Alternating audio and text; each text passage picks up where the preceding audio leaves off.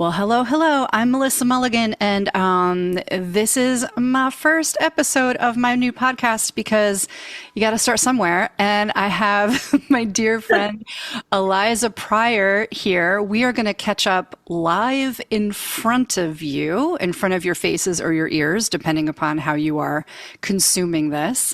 Eliza Pryor.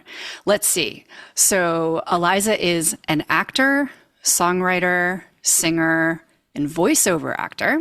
Eliza has been on Netflix's Team Kaylie. Your voiceover work was Resident Evil 2. Yeah, Yeah. yeah, the remake. Amazing.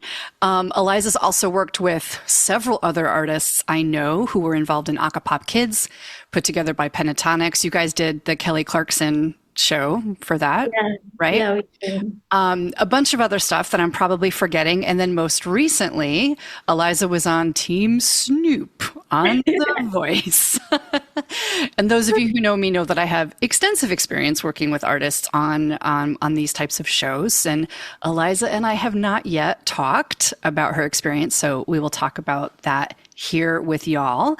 Eliza is also a graduate of my Music Career Mastermind program, which is how we connected to begin with. So, my friend, how is life? Life is good. Definitely a lot has happened since I was in Mastermind. Was 13, now I'm 18, so a lot has happened, but life is good. Just Do you remember any lessons that kind of came with you and stuck to you from that time? I mean, you were young, but you were very, very advanced and experienced as a performer anyway. So do you remember some things that sort of like stuck in your brain at that time? Um, I mean, yeah, that whole experience, I think it really just helped me kind of unlock my creativity, I guess, when it comes to making music, because I had loved performing. I was performing a lot, but it was always, I was just doing covers and like everyone was telling me to write music. And that has always scared me. Like in school, like English was never my subject, writing was never my thing. And I just didn't really know how to break into the songwriting world and, producing world. And so I feel like, my whole experience with Mastermind has been extremely helpful and kind of was like kickstarted this whole like, me making music and trying to become an artist and, trying to have a brand and I don't know. But yeah, that's what I would say I've taken from it. Well, that's amazing. I do remember you, I mean, you joined us younger than a lot of people usually do. Um, Yeah. And yes, I remember you really, as I experienced you to be a very polite young adult and a professional young adult, but also you had this distinctive hunger to be an Mhm. artist, which Yeah. I've always thought was really cool about you. You're not just like, okay, director, tell me what you want from me and I'll do it. I felt like on the music side, you had a point of view and you wanted to figure out a way to express it. And I'm glad that we were that safe space for you when you were getting started. Yeah, I'm very grateful that I had that, opportunity to do that for sure. So, who are you now? Oh, goodness, what a question. Who am I now? I don't even know.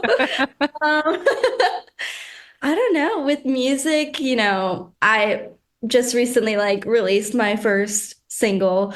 And I don't know, I'm kind of just figuring out, still figuring, I mean, it's been 5 years since then, but I'm still figuring out like exactly what kind of music I want to make. Because honestly, I just feel like I want to do it all. I'm like, do I want to be a jazz artist? Do I want to do pop? Do I want to do rock? I don't know. Like I kind of always am wanting to create, but not exactly sure exactly what it is I want to do.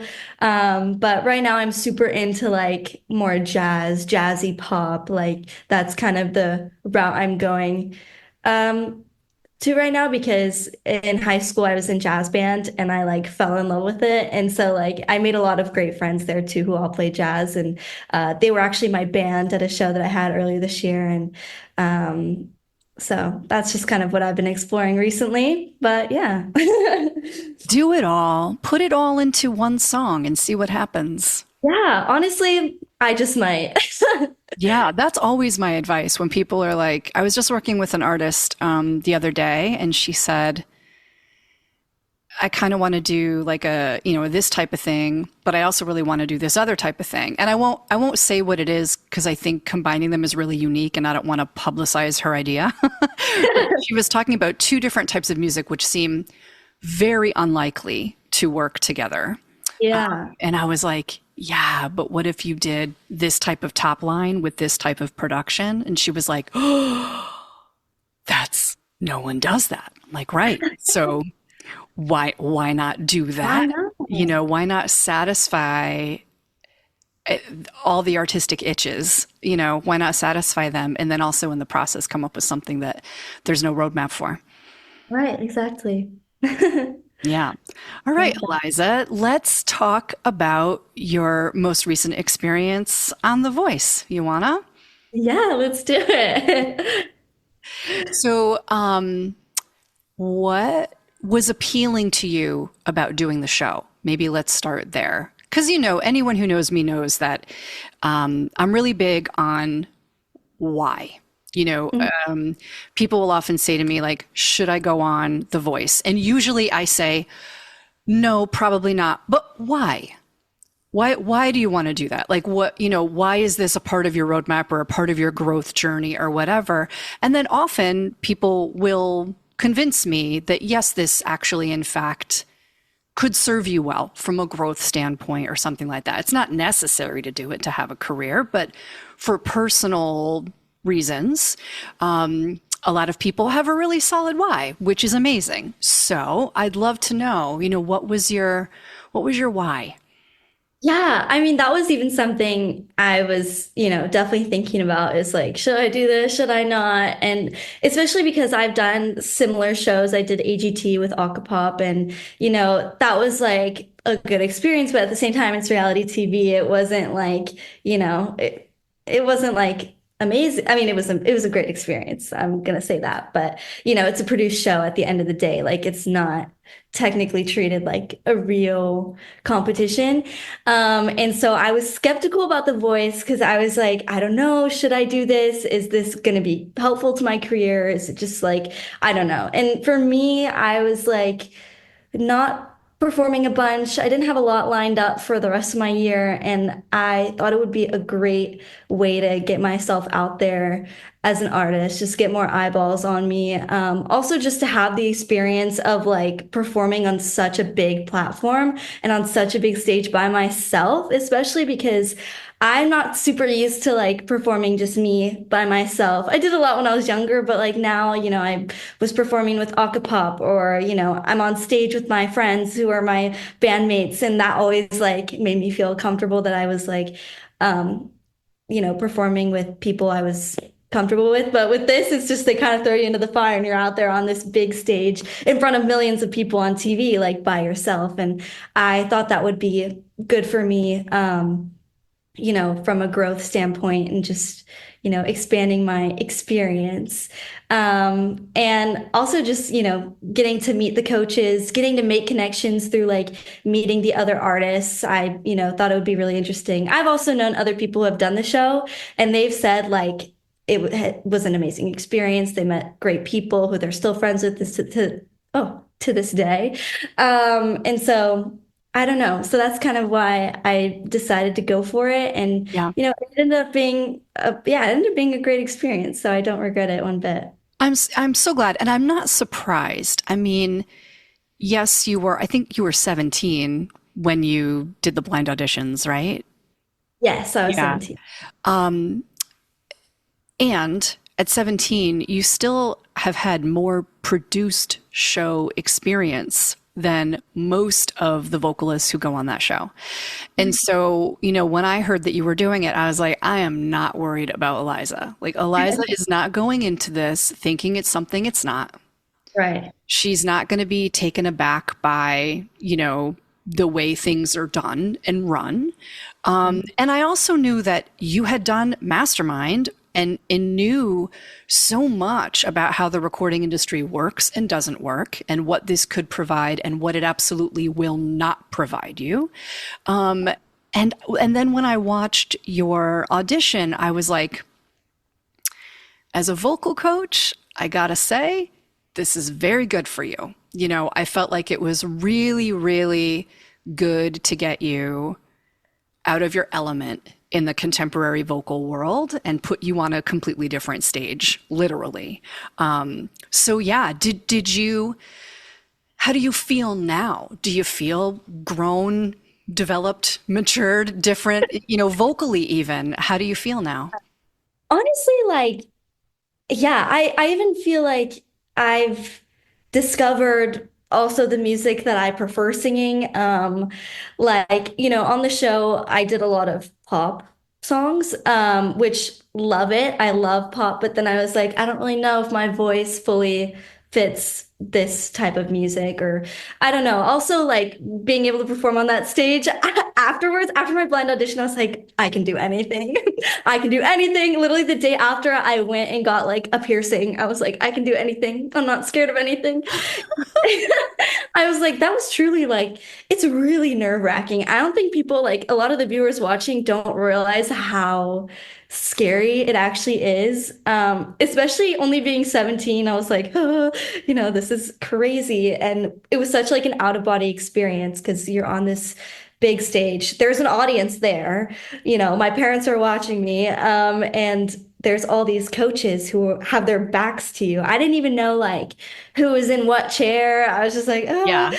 Yeah. And That part of it is not fake for those of you listening at home. Like and I was telling Eliza earlier that, not only have I worked with so many artists who've done all of these shows, some of whom won them, but I also was at The Voice. Like I was in the reaction room, with the parent. Like I was there as a family member, not related, but I was with a student who didn't have a lot of family, and it was like a nice personal interest story to bring the vocal coach. So I was there for that. So I can vouch for the fact that it was like, if you have to go to the bathroom, they have to check and make sure that no coach is in the hallway. Like nobody can see you. Like when they say it's that part of it is not fake. it's really not. It's not like you're schmoozing with Michael Bublé and Snoop and then they like pretend they've never seen you before later. I know. I remember actually when I had to go to the bathroom, they like put like a sheet like next to my face and would like, don't look, don't look. Yeah. Like so, and I was like, Yeah. this is crazy. Yeah, like on that stage, like because Snoop turned around for me like at the last minute too. And I didn't even know it was him. I didn't know who was sitting in that chair. Mhm. So it's really like, the audience. Oh no. Please hold. Okay, perfect. Okay, as you were, the audience. Yeah, no, I was just saying the audience is really like living that moment the same way the artists are living. Yes. Yeah. And up until the last second when you saw the chair turning, was it getting into your head that none of the Um, chairs had turned? Definitely. That was definitely like a big thing for me. And watching it back, I was like, I can hear it in my voice. Like I was getting really nervous. And I was like, this is it. I'm not going through. Because it was really at the very, very last second, Snoop pressed this button, which was really playing with my feelings. And so like, yeah, throughout the performance when nobody was turning, it was definitely very daunting because like all these things are going through my head. It's like millions of people are going to be watching this on TV. There's people watching me right now. And like, I'm like, what are they thinking? What are they saying? Sitting in their little chairs. I just had no clue what was going to happen. Um, so definitely like that kind of I feel like affected my singing a little bit just because I was already really nervous, but then that made me even more nervous. But it Hmm. all worked out in the end. Yeah. Yeah. I mean, I felt like I could hear your head Yeah. as it was getting closer to the end. And then I was like, okay, I bet you she's going to go for it though. Like, I bet you she's going to be like, okay, here's a moment, better Yeah. make it my moment and just absolutely go for it. And then you did. And you got that lovely reaction and that lovely response. So that's great. Yeah, that was like something I said even like right after I came off stage. They didn't show it, but I was like, oh, I was getting really nervous, but I was like, I knew I had that last moment, that last note, and I was like, you know what? Screw it. I'm just gonna go for it. Forget the nerves, and yeah. So I'm glad it translated, for sure. So, how do you feel philosophically, having done a few different competitions? I'm doing air quotes, Yeah. competitions, music as a game show type of thing. How do you feel about music competitions in general? And I mean, we could broaden that up to when they have, in the classical and jazz world, they have all of these, competitions that people are trying to win, and then there's scholarships attached, etc. How do you just feel about that philosophically now? Philosophically, oh goodness. Yeah, because I mean, even in jazz, like we were applying for competitions and things like that, or in a cappella. I was in my a cappella group at high school too. We were competing then too. Shoot, I don't know.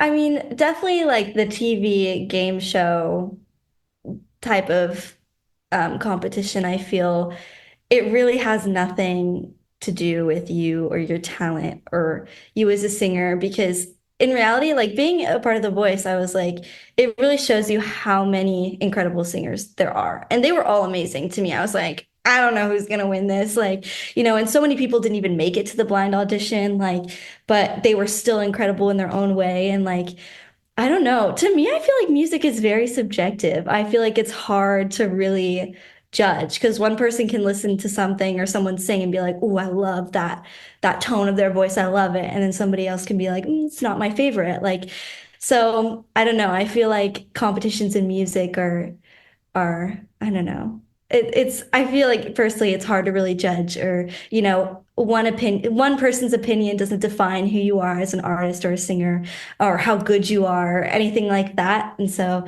I think that's where it can sometimes be like toxic maybe is like, I saw a lot of the people I was like competing with like really start to judge themselves based off of what one person said, even if it was like constructive criticism or just like a critique, like, it really getting in their head. But I'm like, that's one person's opinion. Somebody else might think what you did there, that run, that thing was like amazing. I don't know.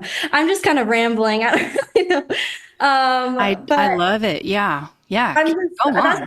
always been my, even when I was performing with my jazz band, I was like, I think, because we were always told as a band, like, that the type of music we did was like a little too uh contemporary or modern or too like not jazzy enough for the competitions we were doing, like things like that. And I was like, but I thought it was really cool, and we all thought we did a great job. And that's really all that mattered at the end of the day. It just might have not fit into that box that the like two, three judges were looking for. You know what I mean? So. Yes. Yes. So yeah, I want to dig at that a little bit. I want to dig into that. So, because this is especially true in the high school and college age range, Mhm.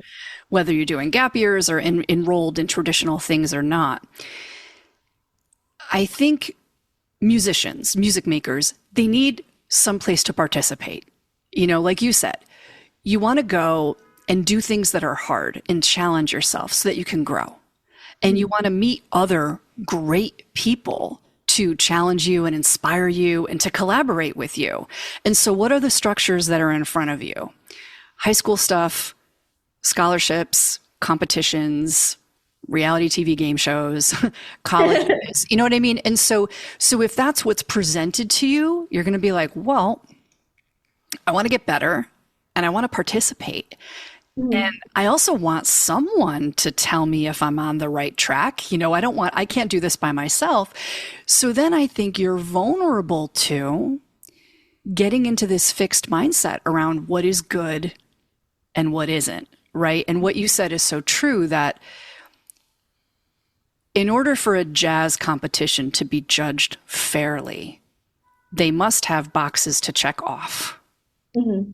They can't just be like, well, I liked this and Susan liked that and Bob liked this. So 2 out of 3, Eliza, you win. It can't be that, right? They have to give some sort of structure to it. And then Those who are truly creative, who are breaking barriers, who are outside of all of the literal boxes that they're checking, won't get the gold, won't get the top score, won't win the scholarships. Those are my people. Yeah. Those are my people, right? Because those are the ones that when I meet them, some of them are like you and are like, I don't know, I kind of dig it though. I kind of like it. I think it might be cool and I'm okay with that. But others are not, especially as a teenager. Others are like, I liked it, but apparently I can't do anything with it. Therefore, I'm going to change. I'm going to try and be whatever I need to be to fit into these boxes. That's where great art gets lost. That's where great artists, I think, get their development gets delayed and they get confused. Because you and I know in the real world, it's the new stuff that's new and innovative and creative that really does the best Mhm. in the industry outside of like the schools and the competitions and all that stuff. Yeah, I totally agree. Even just like in making music and, you know, being in LA, like trying to work with new writers and all this stuff, like at first I was told that the type of music I wanted to do wouldn't make a splash because it wasn't what works. Like it wasn't, the type of music that's already out there that, consumers are loving. It was something different that I wanted to do. And I was literally told like, oh no, that just won't make a splash. So here, let me help you make this song that will. But it wasn't necessarily something that I loved and liked. And, you know, I don't know. I just think that's something that definitely happens a lot. Yeah, it depends on who you talk to in the industry. There's so many different generations now working in the music Yeah. industry, right? You got boomers, Gen X, millennials, Gen Z, alpha's coming up, and so you have a lot of different perspectives now, which is interesting. The older school mentality is, well, I'm going to try. I almost did a funny voice, which would have been rude because I don't mean to be disrespectful. I almost was like, well, here's what you do. But, that older school mentality is like, here's what's popular. Yeah. You need to chase this trend because you need to fit into the box of what is being consumed. But that is based on a business model that's gone. That's based on radio programming needs to know what box to put you in. Yeah. And if they don't know where to put you, they won't play you. TV programming, same thing, like MTV, that sort of thing. Nowadays, my colleagues and I look at it like this. All right, Eliza, there is no need for you to make music that is just like what Taylor Swift is making right now because all of Taylor Swift's fans are listening to Taylor Swift Mhm. and Sabrina Carpenter and maybe a few other super, super famous people. Right. So if you come out with something that sounds just like it, they have no need for you. They have no need for a never heard of this person, but Right. she sounds like other stuff that my famous artists that I love the most are already making. They Right. need somebody to break the mold and give them something that they don't already have. Right, which is like how you could explain the Chappell Roan phenomenon, and when Billie Eilish first came through, right? So yeah, today you're going directly to the fans, and the fans who are going to love you are not the fans of famous people. They're not passive music listeners. They're fans of indie artists. Mhm. And indie artist fans are weird. They like weird stuff. Yeah. They're kind of mining TikTok and Right. the internet to discover something new and cool. They want to be like, this person's so underground. Yes. Yes, exactly. I listen to her stuff that hasn't even been recorded. There's like a joke that Yeah. my friend said, yeah, I mean that's what they're looking for. So you should feel free to going back to you, Eliza, to integrate your jazzy pop with rock guitars or whatever it is that you want to do. Right. Right. I know. I definitely think that's something that's important for artists to know now, especially because like there's so many platforms now to make music, to, release music, advertise yourself. Like, TikTok is a huge thing. Like, I feel like I feel like before, I don't know. I feel like before though, it was very like you need a record deal. They're gonna brand you as an artist, but now you can do all of that basically yourself. And so you don't really need to fit that mold of like what a label would want you to do. It's like you can go be who you want to be, do what you want to do. And yeah, those cool like indie listeners will love you and, will spark a fandom of its own. So Yeah. I mean, we know what a record label wants you to do, or the record label wants you to write, record, release, promote, build a fan base, make it profitable, and then they'll want to get involved. Like that's what they exactly. want from you today. So Right. not only can you, it's like you have to, You have So, to. yeah. And if you're going to do all that work, it should be for something that you really believe in, Mhm. that you really, really love. Yeah. So, speaking of things that you believe in and love, what is next for you? What do you have coming up over the next couple months? Next couple of months, I'm trying to make new music. I'm in the works of producing a song right now. I actually have already performed it. I performed it at a show I had earlier this year, in March. It's called Nice, and I have like a band version of it. I had this really cool experience where a band came in and I gave them chord charts for songs I had written, and they just like played it, and I was like, wow, this is so cool. But now I'm working on making a produced version of it that's going to come out very soon, I hope. And just continuing to write, create. In January, I actually have a show. January 13th, I have a show at the Troubadour, which I'm super excited for.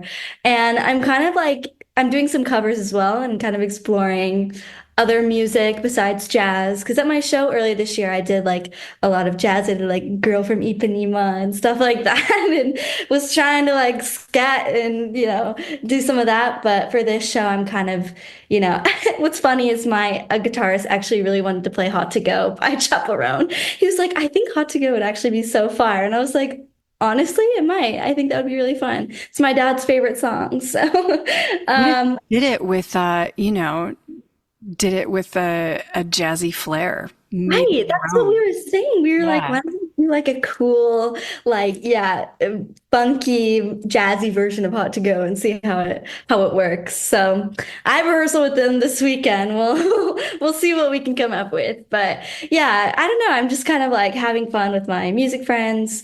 And yeah, I don't know. I'm 18 now. I'm trying to be an adult. I'm 18 now. I went and got a piercing.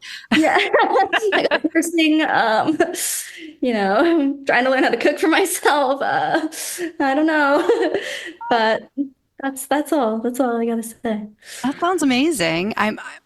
Fun fact, I was tossed from the Troubadour. What? Wait, what? Wait, what does that mean? You were taught from the I was, truth. yes, I was kicked out of the Troubadour once. Um, how? Why? Isn't that amazing? Do you have any trips to New York City planned? I don't, but I'm always wanting to go to New York, so any excuse I have to go, I'll beg my parents, please. Okay, well it's a deal. You'll be first on the invite list when we set up the next mastermind showcase here in New York. Come on Oh out my and do God, that I with would us. love that. I would love that so much. Yeah, that's going to be amazing. Eliza, is there anything else you'd like to say to your fellow masterminds, fellow independent artists out there listening to you? Out there listening, I mean, just keep doing what you're doing, keep being weird, keep, creating and do what you love and don't tell you that what you're doing isn't right or isn't good or isn't, what they think you should be doing because only you know that. And yeah, that's all I gotta say. Love you all so much.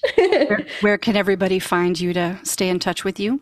You can find my Instagram. It's underscore simply Eliza underscore. But on TikTok, I'm just Eliza Pryor. I think on most platforms, I'm just Eliza Pryor, my name. So yeah, and on Spotify, I'm Eliza Pryor. Go stream Bite Back.